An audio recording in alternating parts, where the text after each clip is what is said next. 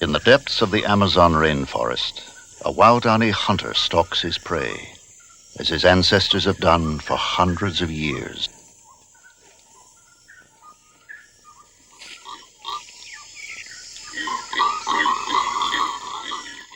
His blowgun poised, a quiver of poisoned darts close at hand, he gazes into the densely interwoven layer of branches that forms the canopy.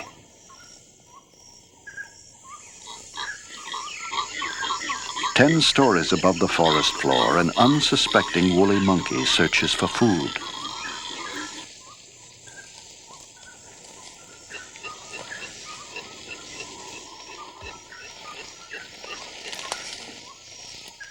The hunter quickly prepares a poisoned dart while carefully watching his prey above.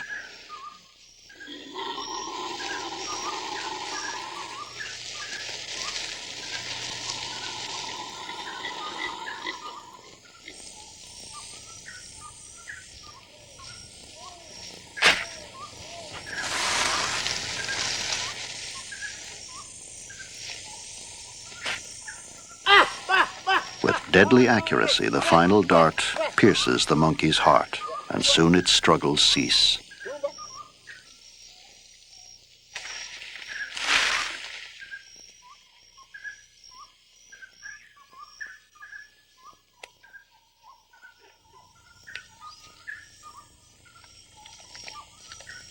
Armed with primitive weapons, the Waorani hunter relies on extraordinary skill and cunning to harvest the bounty of the forest.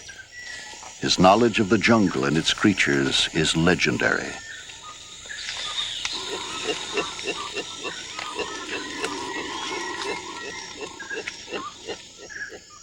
The canopy of the rainforest harbors an abundance of life.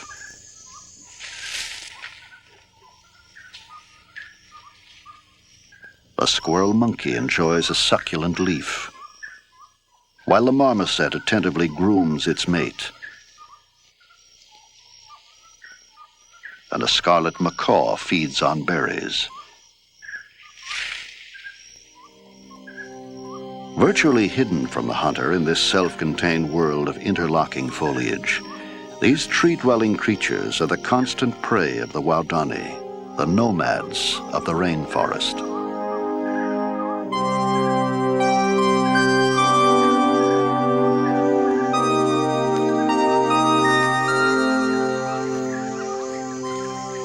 Long considered to be one of the most fierce and hostile tribes in the Amazon, the Waorani have lived in almost total isolation for centuries. The secrets of the Waorani's beliefs, traditions, and nomadic existence have, until recently, remained a mystery to the outside world.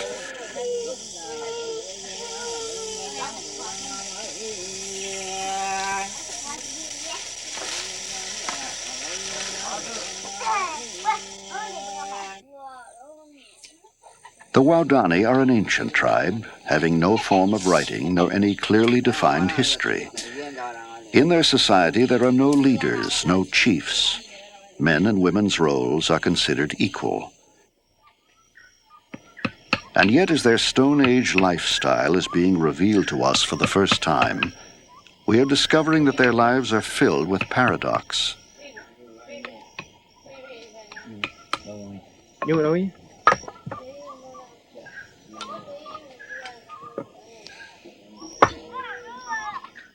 Taught to function effectively as individuals, they demonstrate an extraordinary sense of cooperation. And while historically hostile to those outside the family group, life within it is peaceful and harmonious. Children are gently accorded the same freedoms as adults and are encouraged to participate in the important rituals of the tribe. As one of the few remaining Stone Age cultures in the world, the Waorani represent a unique living link to our distant past.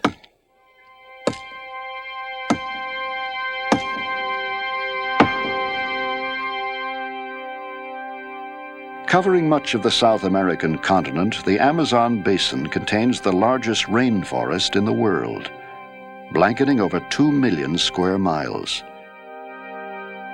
In Ecuador, near the headwaters of the Amazon, the small Waorani tribe can be found. Their traditional territory, covering more than 8,000 square miles, is bordered in the north by the Napo River and in the south by the Curaray.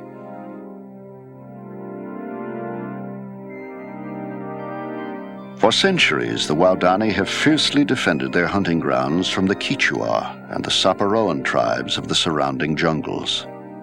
And they were hostile to any attempts at intrusion from the outside world. They were referred to by all who knew them as Aucas, or savages.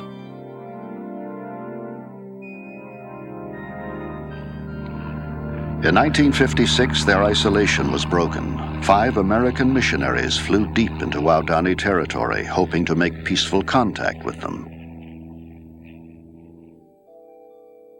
On Tuesday, January 3rd, they landed on the banks of the Curaray River. Within a few days, 3 Indians emerged from the undergrowth, a man and 2 women.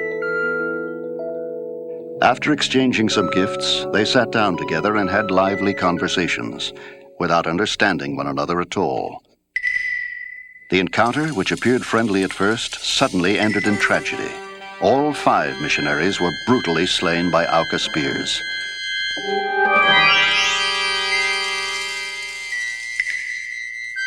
Their camera, recovered from the scene, recorded the last pictures taken before the missionaries' deaths.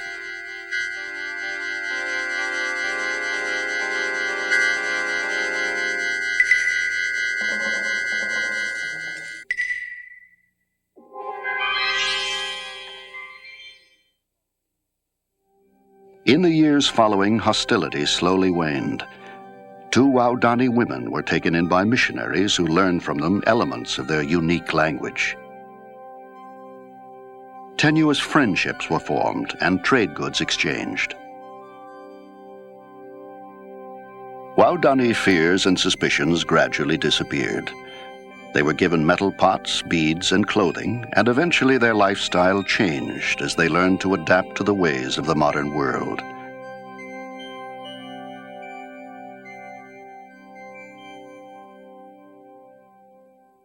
By the late 1960s, most of the 500 Waorani were moved to a small tribal settlement in the jungle, established for them by the government as a protectorate. But in the remote jungles to the east are to be found the widely scattered villages of a few families who continue to live their lives as nomadic hunter-gardeners. Yet even their isolation is coming to an end. Road builders have come within 50 miles of their homes. Commercial hunters are depleting the game. Oil workers are invading their jungles, and casual tourists with the common cold often bring pneumonia and death. Explorer Grant Berman, realizing that the Waorani's Stone Age lifestyle would soon vanish, organized and led an expedition to film their ancient culture before it disappeared. Dr. Robert Carniero, a renowned authority on Amazonia, collaborated with the expedition in the collection of artifacts and film for the American Museum of Natural History. Dr. James Yost, anthropologist from the Summer Institute of Linguistics, has lived with his family amongst the Waorani for the last 10 years. As the world's foremost authority on their culture, he guided the expedition into the remote jungles, where the isolated groups can still be found. Flying over the vast, unbroken rainforest beyond the foothills of the Andes, the expedition searched for signs of the widely scattered Waorani settlements. Finally, they spotted a tiny clearing, a small jungle garden, the temporary village of Awancado, where one nomadic family lives in a single thatched hut.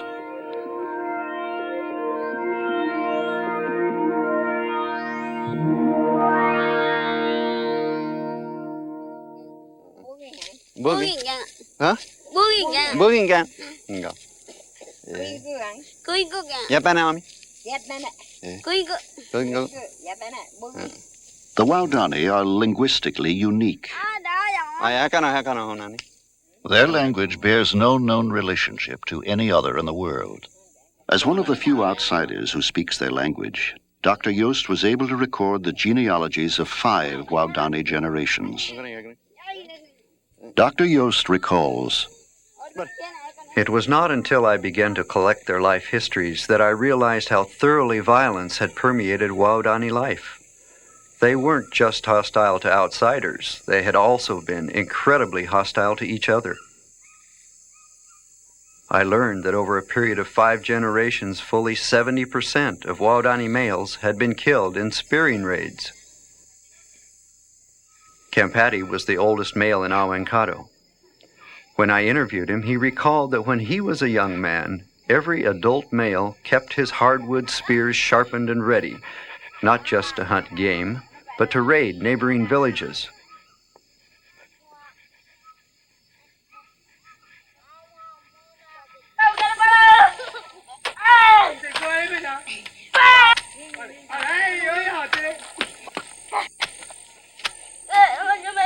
At an early age, boys were encouraged to be aggressive and to play spearing games with termite nests. Enacting family feuds, they impaled imaginary enemies targeted for revenge. When the boys grew up, deadly skill with spears would become a chief asset of Waorani manhood.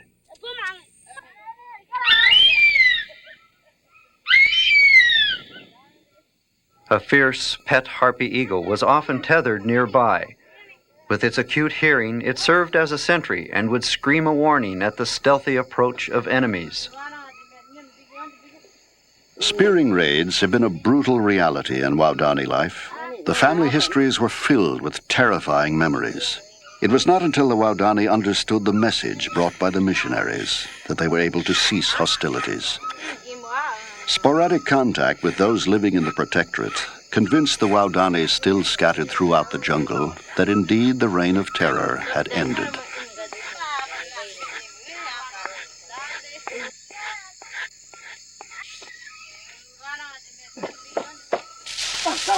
Today, the era of revenge killings is over, and the Waorani use their spears to hunt uda, peccary, the elusive wild boar of the forest.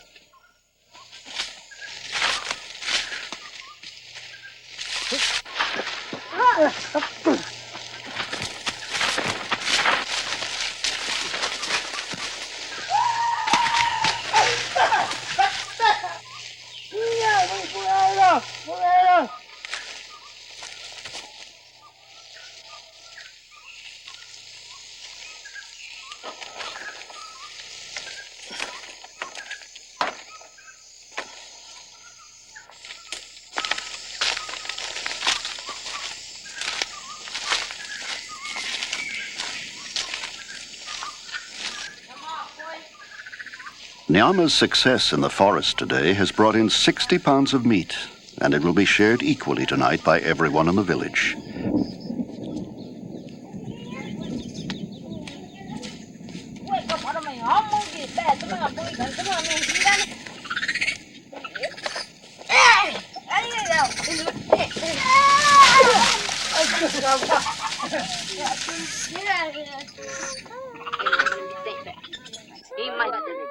The 4 related families, each with a cooking fire in the corner of the hut, live in close harmony. The meat from the hunt is divided among all the members of the Nanikabo, the extended family. Everyone gets a share. To the Waorani, sharing with their kin is the most important value in family life. To them it means, I care for you, and I want you to survive.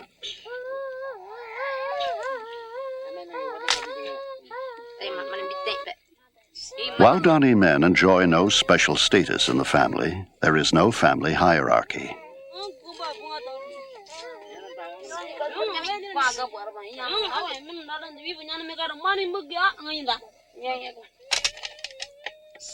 While Nyama's success in hunting has fed the family well today, Kampeti was not as fortunate. He captivates the family with a story.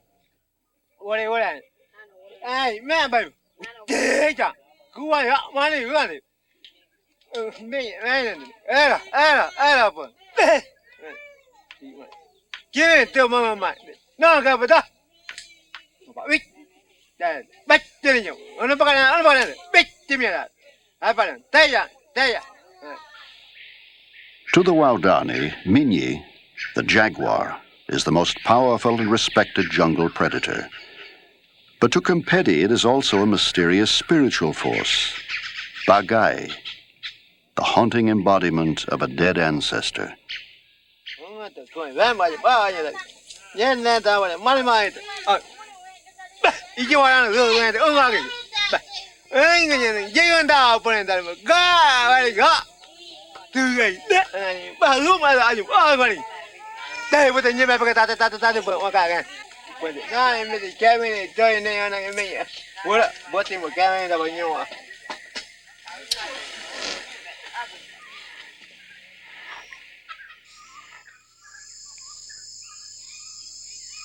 As dusk approaches, families gather together in front of the thatched longhouse to groom each other, removing jungle insects acquired during the day's activities.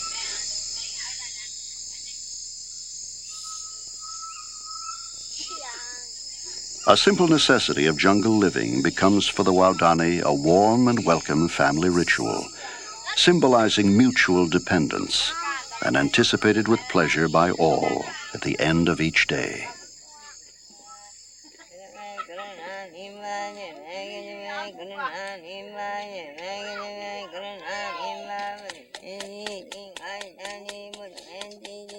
As darkness slowly envelops the surrounding forest and the sounds of the jungle come alive, small fires crackle into the night. Weka reflects on the adventures of her day, while Minyemu repeats an ancient chant. Her songs inspire hope for a fruitful harvest.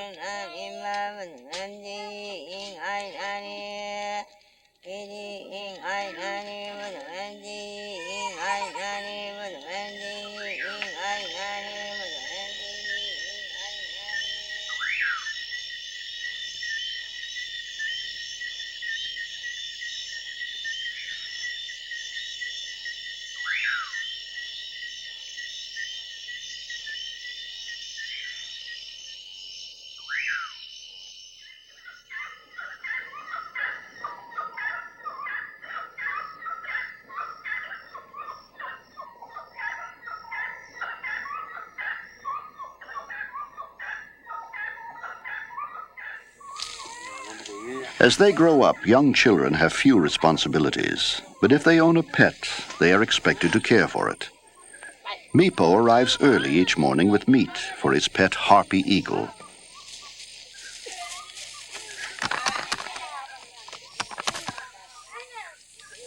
The voracious harpy keeps Meepo busy. It is he who must hunt for the eagle's food.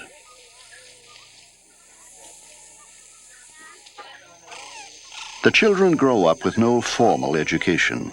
Learning is spontaneous and unstructured. The wide variety of pets kept in the village provide the children with practical lessons in wildlife. From close association with pets, they learn the calls of many creatures found in the rainforest.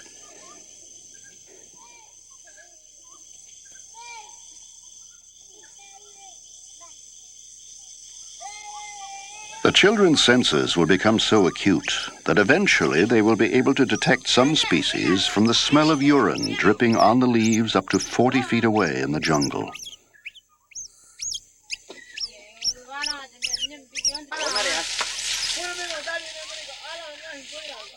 Young boys of 8 or 10 are often allowed to borrow their father's full-size blowgun to go hunting in the forest nearby. Their frequent forays into the jungle test and strengthen their bodies and sharpen their eyes and ears.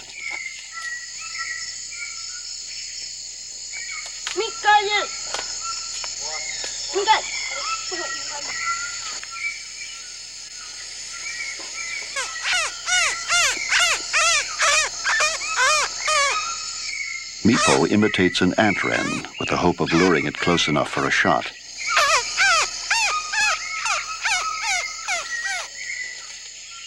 The boys share the use of the blowgun. Competition is completely foreign to them. Spontaneous cooperation is the only way they know.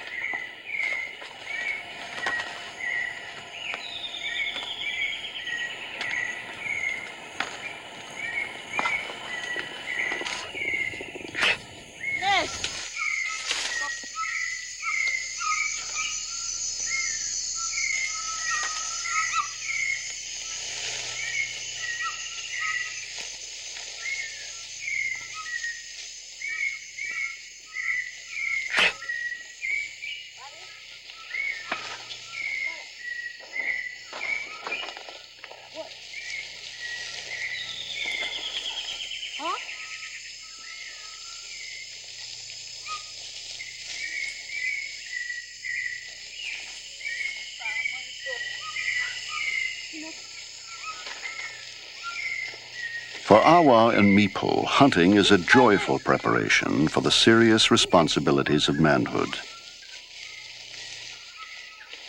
Although the boys manage to bring home only one small bird, it will be accepted by their grandmother, Minyimu, as a significant contribution to the cooking pot. It is a symbol of their willingness to share.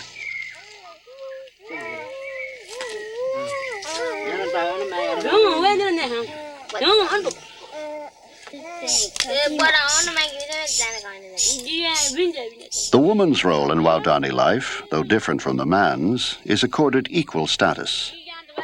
The growing, gathering, and preparation of jungle crops is considered as important as bringing meat home from the hunt. Girls learn their role in family life by example from their mothers.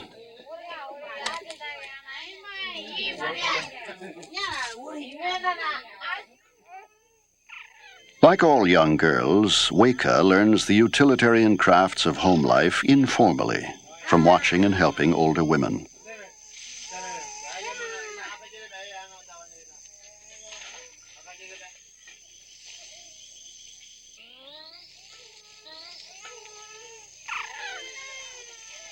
As her aunt, Awame, assists, she practices weaving a string bag. All Waorani life revolves around such kinship interdependence.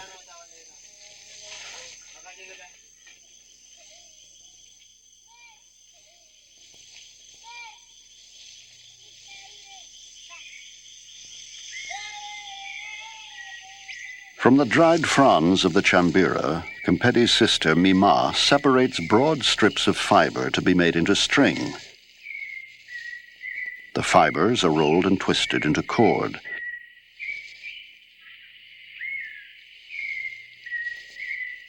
Kuwani will need nearly a mile of string to make an intricately woven hammock for her son. For the nomadic Waorani, such simple possessions are essential. They are light, compact, and easily transported as the family frequently moves off to a new home in the jungle. While living with the Waorani, anthropologist Dr. Joost learned that despite their almost total isolation, some useful implements have found their way into the village. Dr. Joost recalls, Whenever I could, I recorded the older Waorani's childhood memories. Kempeti could remember the days of his youth not so long ago when his people used stone axes.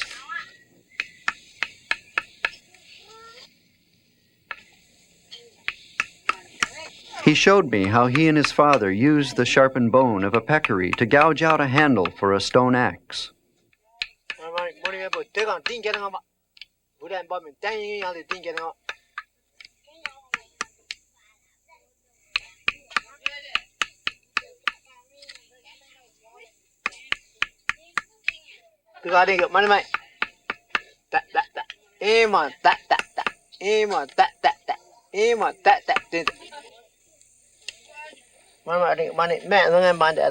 The Waorani made handles for stone axes, but they did not fashion stone blades. These they found on the jungle floor, left behind by other cultures. When they found stone axes in the jungle, the Waorani did not even associate them with man, but believed them to have been made by Wangongi, the creator.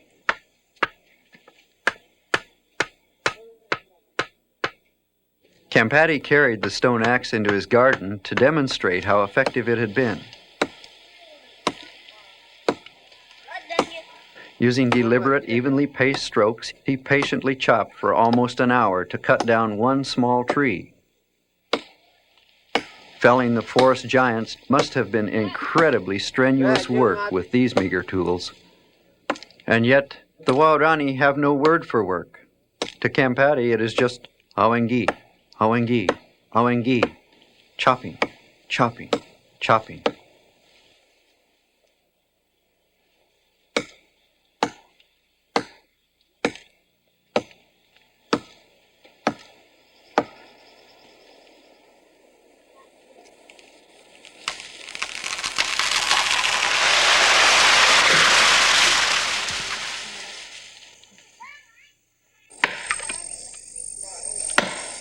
Emma.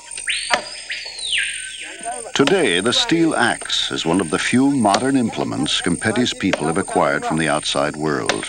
And like a magnet, it is pulling them into the modern age.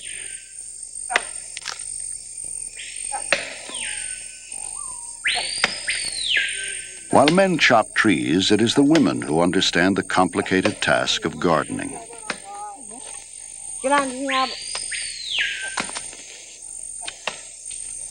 To plant, cultivate, and harvest the riches of the forest floor is considered an art.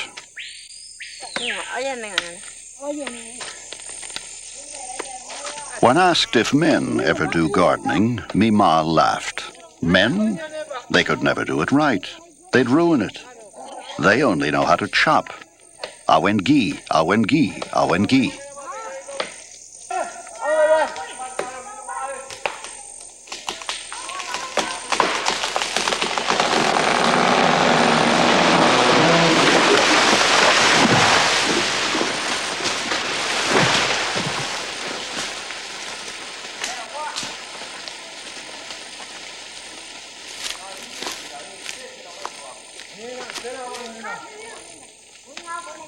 The basic crop of the Waorani garden is manioc, a starchy jungle root. It is part of almost every meal. As the manioc slowly matures, other plants are intercropped in the garden. Peanuts, corn, plantains, sweet potatoes, and yam beans. Thus the Waorani managed to extract a wide variety of crops from a single garden, with a harvest of manioc as their favorite reward.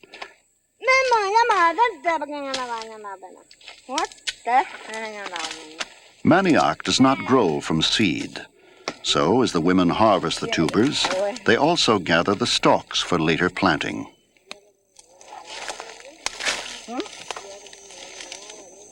But the rainforest grows on a thin layer of impoverished soil. Since most of the nutrients are held in the living vegetation, the soil will support only a few harvests. So the Waorani plant a series of gardens, carefully scheduled to mature in sequence. The cycle of planting and harvesting, abandoning the old gardens and moving on to the new, is continuous.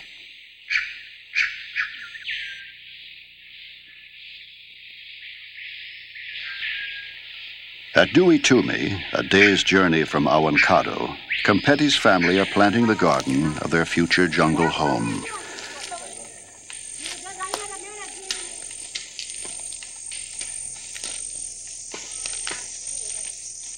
The men leave the large trees standing to shade the women from working in the blazing sun, to protect the soil from the sun and frequent torrential rains. The leaf litter is left undisturbed. When the planting is completed, the last trees are felled.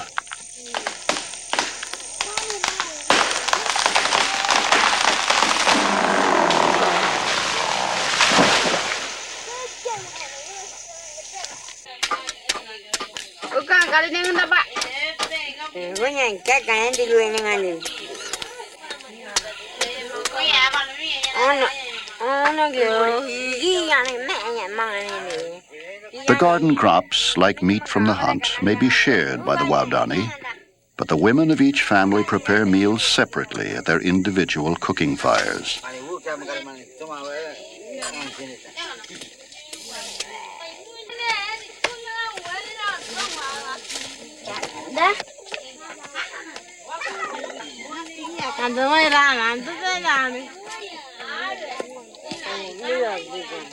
The jungle supports them well. The fruit of the chonta palm is one of the most prized delicacies of Waorani diet. The towering trees bear fruit only once a year, and except for Waorani ingenuity, it would be out of reach. Rings of spiky thorns guard the chonta. The trees are impossible to climb.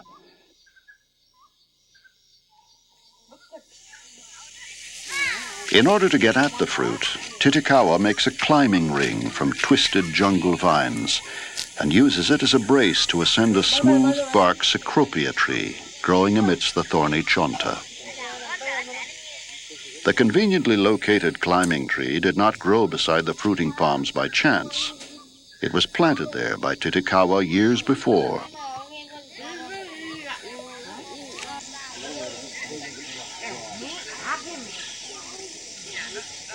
The jungle fruit is so valued by the Waorani that every chonta in the surrounding forest has been claimed.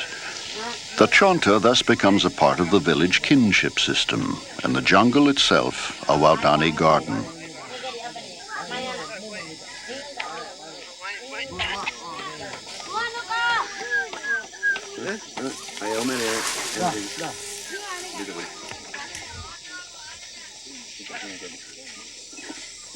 As he gathers fruit from his chonta palm, Titicaca proudly claims ownership.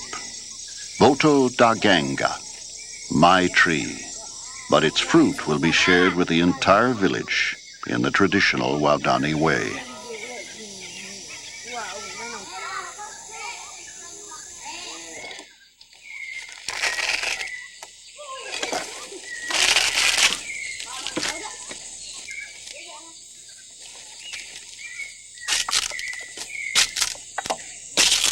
The wood of the chonta palm, as well as its fruit, plays a central role in Waorani life. The hard trunk is used to make the hunter's most prized possession, his blowgun. Competi starts by splitting off two matching sections of chonta palm. There are no specialists in Waorani society. Each individual is expected to make his own hunting weapons. When the tribe relied on stone implements, making a blowgun took more than 2 months to complete. Now, with metal blades, it takes only 2 weeks. Competi shaves one side of each section flat to form a bonding surface.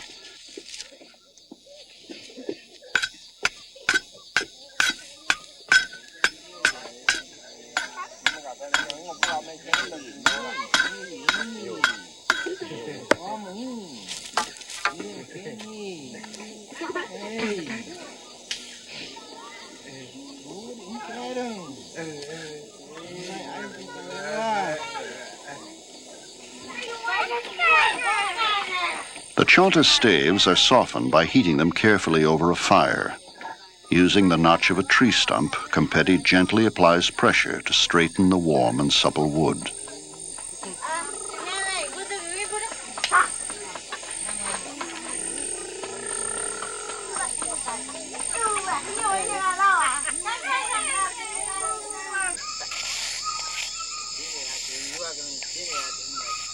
Darts for blowgun hunting are shaved needle-sharp from the stems of chambira palm. Dozens of darts might be expended in a single hunt, so the men of the village spend much of their spare time shaving the slim projectiles.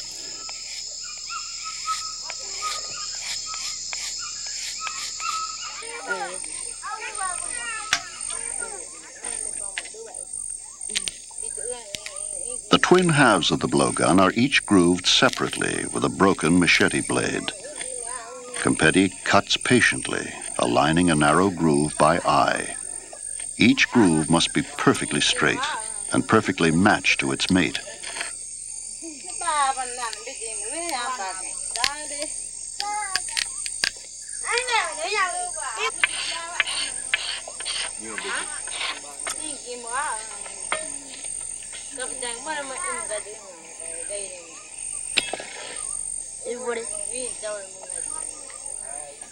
Watching his grandfather make a new blowgun is part of Mipu's education. By the time he is 14, he will know how to make his own. A long strip of bark is peeled from a length of jungle vine in order to tightly wrap the finished halves together. After beeswax has been applied to form an airtight seal, the entire length of the blowgun is securely wrapped.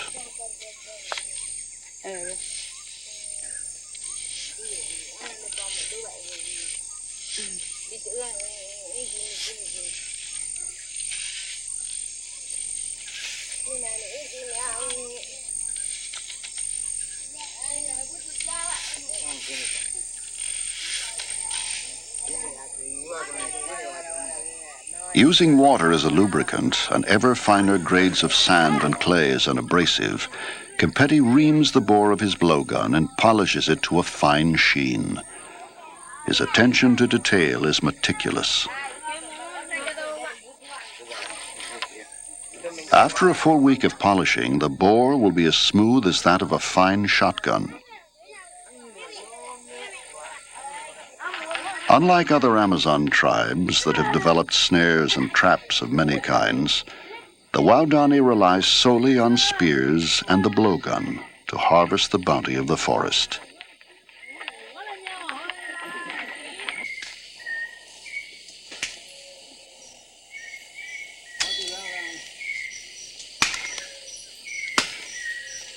Far off in the shadowy rainforest, Awa climbs a liana to collect the raw materials needed to make curare poison.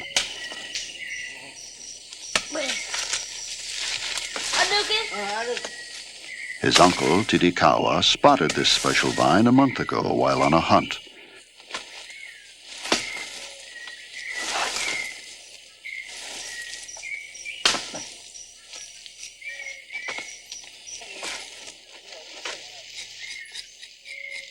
The acrid resins in the shavings are the only active ingredients in curare. How the Indians discovered its deadly effects is a mystery. Even concentrated curare becomes deadly only if it enters the bloodstream. Yet it has been used in blowgunning for hundreds of years.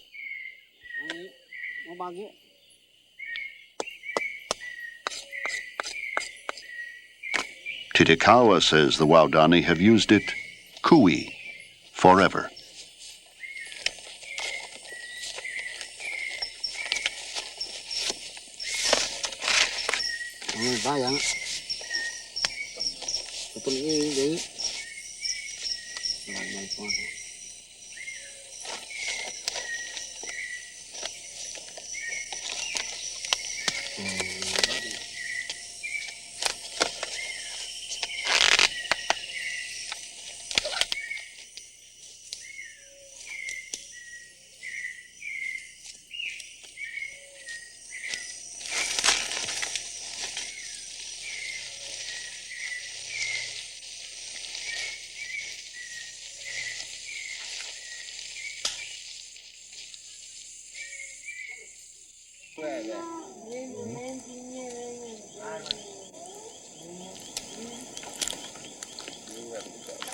The top of the bundle of palm is chopped off and becomes a funnel. When water is poured through the shavings, it leaches out the resins, and the funnel becomes a poison percolator.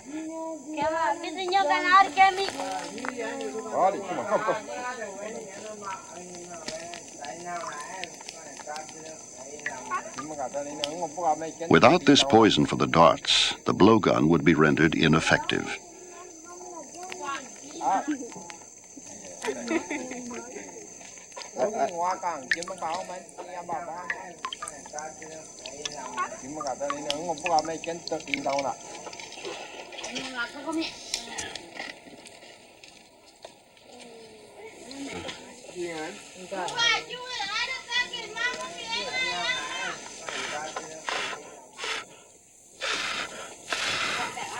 The liquid is then heated to a boil, thickened, and concentrated. The sticky black lacquer is spread on a fragile clay pot that has been used to cook monkey meat. The Waorani believe that darts treated in this way will better seek out their prey.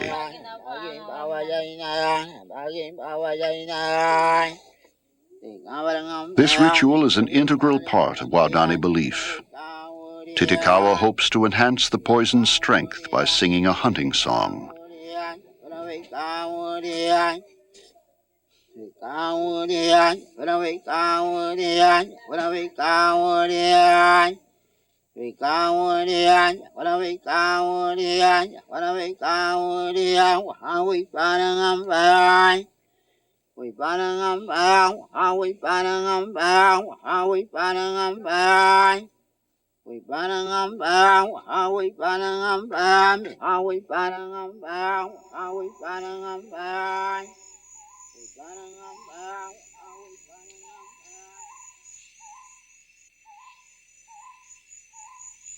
In the early light of day, predators scour the forest for food. A harpy eagle, clutching a woolly monkey in its talons, skims over the towering trees of the rainforest as it wings its way back to its nest.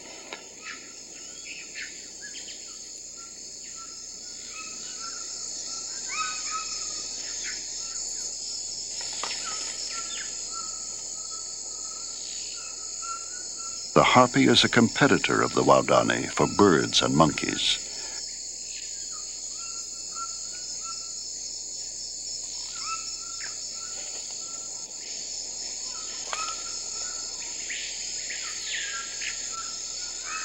Like the Waorani, a harpy requires vast hunting grounds to survive.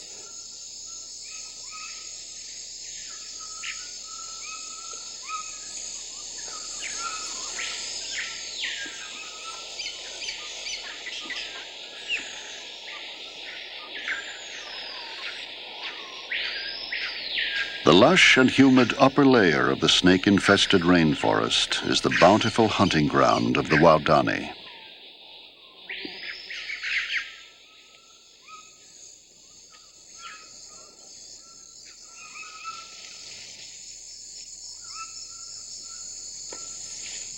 Far from the village, Kempeti stalks silently through the dense undergrowth, peering into the canopy far above in search of monkeys.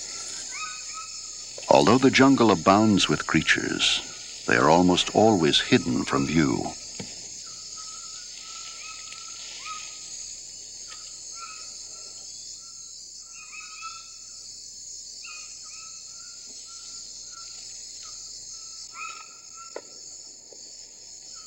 An emerald tree boa lurks ominously overhead.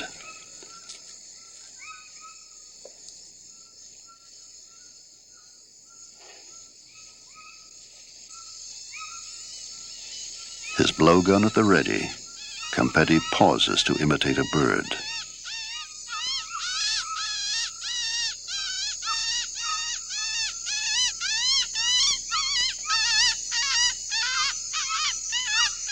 Because the araceli is busily feeding on berries, Kempeti is unable to lure it close enough for a shot, so he moves on silently, deeper into the jungle.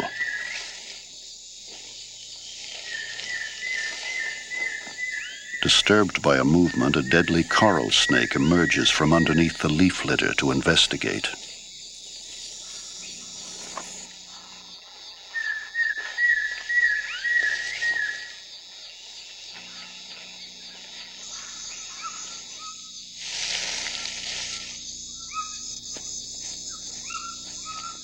As Kempeti proceeds deeper into the forest, he stops intermittently to call in howler monkeys.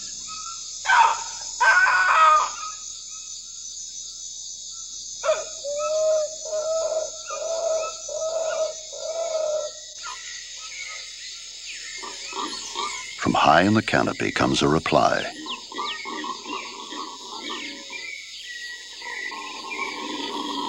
On today's hunt, Kempeti's 7-year-old grandson Awa has come along to help.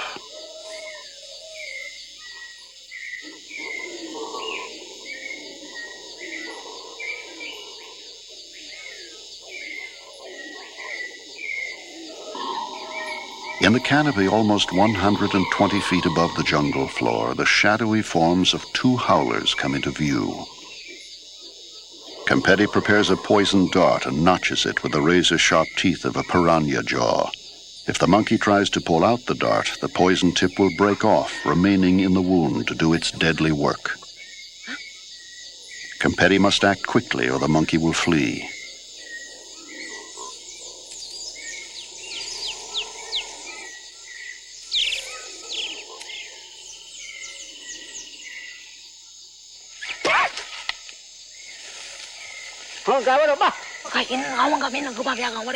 A single leaf deflects the dart, and he must try again.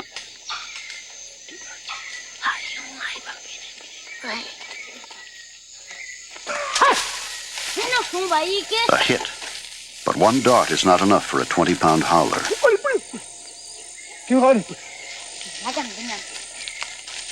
Awa and Kempedi must now pursue the wounded monkey as it flees through the canopy more than 10 stories above.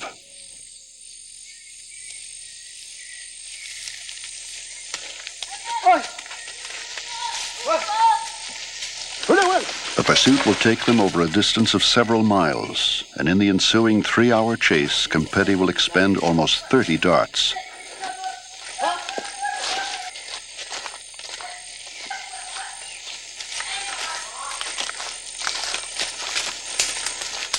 Partially paralyzed, the howler takes refuge in the fork of a tree.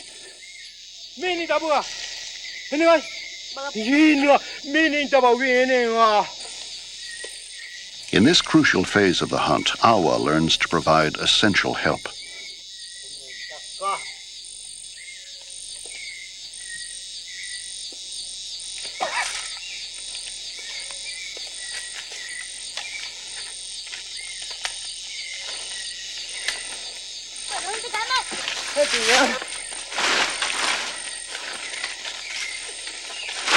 By now the monkey has been hit 3 times.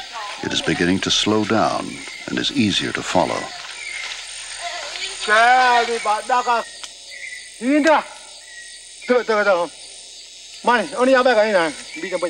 Trying to get a final shot, Kempedi attempts to scare the monkey into view.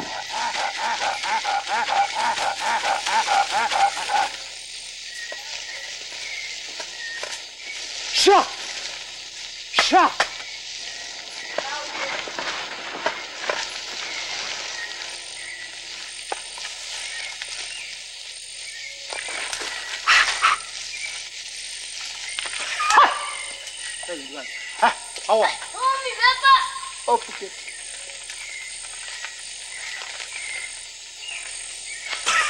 Two more shots and a final hit. The dying monkey, almost completely immobilized, still clings stubbornly to the branches above. Kempedi, almost 60 years old, must now climb 100 feet into the canopy to retrieve his dying prey.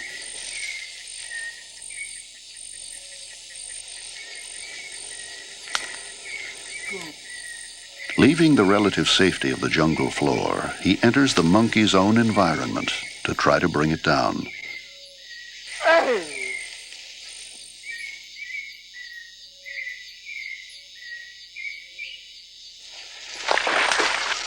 The howler, by now unconscious, is wedged between 2 branches, and Kempedi must precariously cross over to its refuge to dislodge it.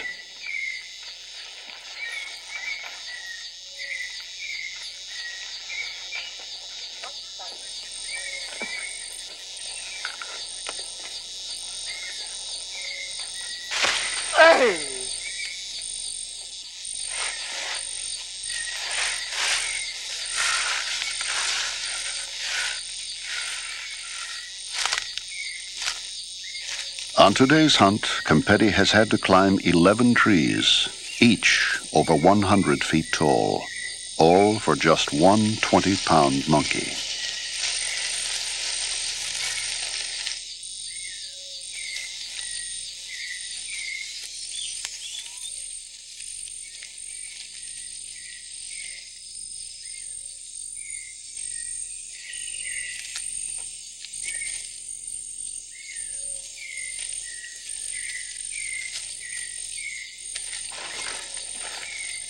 Before starting the long journey home, Kempedi takes a dart from his quiver and silently marks the trail.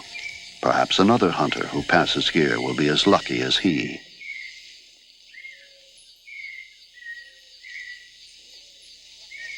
Kempedi, wearily returning home with his meager reward, tells Awa that the monkeys are getting scarce.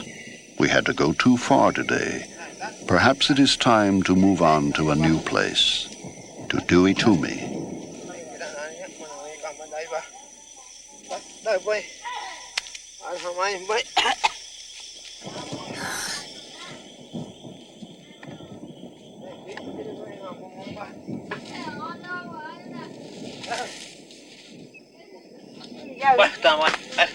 Kempedi's monkey will be cooked and shared by all members of the household. Other hunters have returned tonight with no meat at all. The portions will be small, but everyone will get a reassuring share.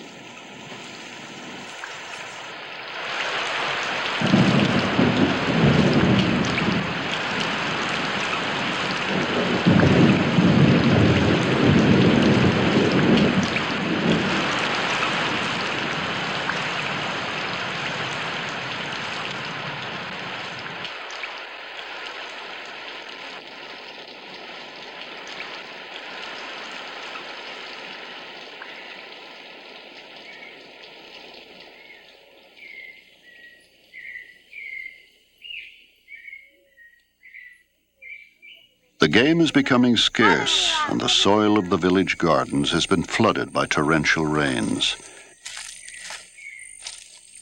It is time to gather in the final harvest and to leave, to seek the abundance of the forest elsewhere.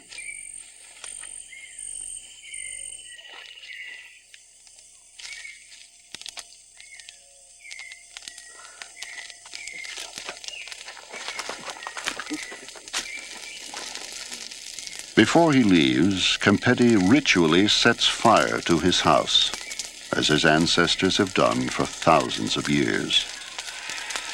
It has been a center of family life for an abundant season of hunting and harvest. But the house is temporary. As with most of their possessions, it is easily replaced.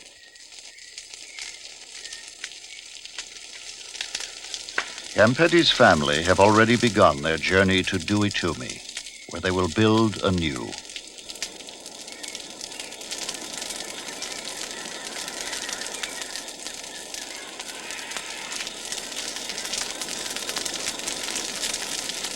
As Kempedi prepares to leave, he anticipates his future hunting ground, confident that game will be there. He understands the fragile balance of life in the rainforest and expects his nomadic ways to assure a continuous supply of food.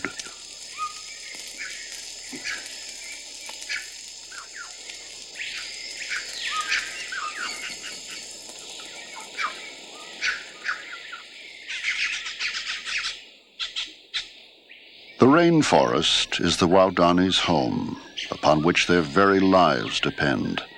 But the resources of the jungle are being exploited by the modern world. Rainforests are disappearing at an alarming rate. By the time Kempedi's family completes the day's journey to their new jungle home, some 10,000 acres of Amazon rainforest will have been destroyed. As the towering giants fall, the game will disappear, and Kempedi's world will be in peril. Unless we can reverse this destruction, the traditional Waorani way of life will be extinguished forever, and the rainforests will echo with silence.